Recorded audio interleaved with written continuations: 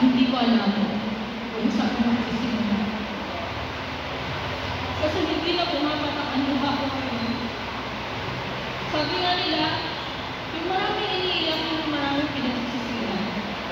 At marami akong pinagsisihan bilang kaanin mo. Hindi ko kayo maprotektahan. Pasensya ka na pa. Pero dahil pinili mo kami ay naging mahirap ang buhay mo. Lagi nilang sinasabi kasi pinili mo kami kaya naghirap ang kalooban at buhay mo. Lumaki mo mula sa lahat at hanggang huli naririnig ko pa din. Pa! Ilang beses ko sinabi sa'yo na ilang beses na ako nag-try magpakamatay.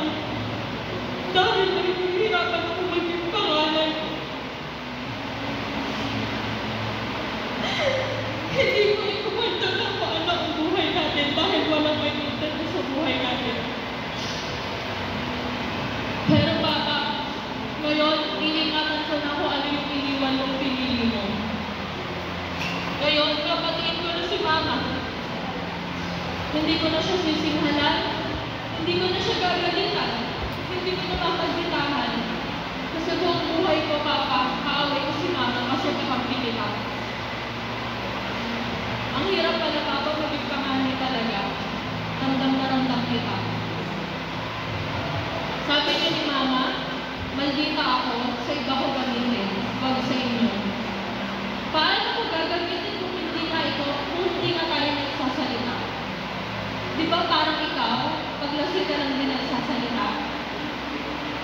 Matapang tayo, pero hindi natin kaya makapagsalita sa kapwa natin. Lahat, okay lang. Hanggang huli, Papa, para sa'yo, at dahil meron akong pangalawang magulang, ang Tita Bebe, kung ano yung makapagpasaya sa'yo, Papa, eto kami ngayon. Papa, kung hindi ko nabigay ang pangalan ko sa akin na nakita ko lumahad sa altar, gagawin ko naman sa mga anak ko. Lahat, sasagapit ko maging maayos sila. Kasi, alam ko paano yung pinagdaanan ko habang lumalang. Hindi tayo mayaman. Humihingi lang tayo lagi ng tulong. Pero lahat pa, babaguhin namin ang mga kapatid ko. Kasama ng mga kapatid ko at ganoon din ang buong pamilya Stanislaw. Maraming salamat sa pagmamahal sa aming Sergeant Fiscal. Maraming salamat sa pagpapatuloy na mabuti siyang tao at mabait sa lahat. Maraming salamat sa pagsama sa aming pagdadalanghan, lalo na sa mga kaibigan namin na nakasama namin sa buhay namin. At hanggang huli ay nakikiramay kay Papa. Maraming salamat sa mga tita ko, lalo sa Tita Bebe ko.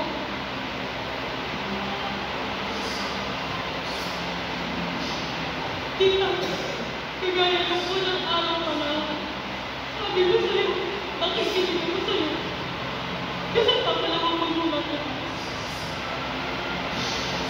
Masakit na nararamdaman namin ay kailanman hindi mawawala. Hindi ganun naman. Salamat sa oras na nilaan ninyo para kay Papa. Alam ko, sobra ko saya niya na nakikita tayo ngayon na nagkakasama-sama at nagkakadamayan. Sa masakit na pangyayari ito, sa lahat ng tumulong sa aming pamilya at nakiramay, sa aming pagdadala naibigay ang lahat kay Papa sa huling sandali. Sa mga lolo at lola ko, sa mga kamag-anak, kaibigan, Diyos na magbalik nawa sa kabutihan.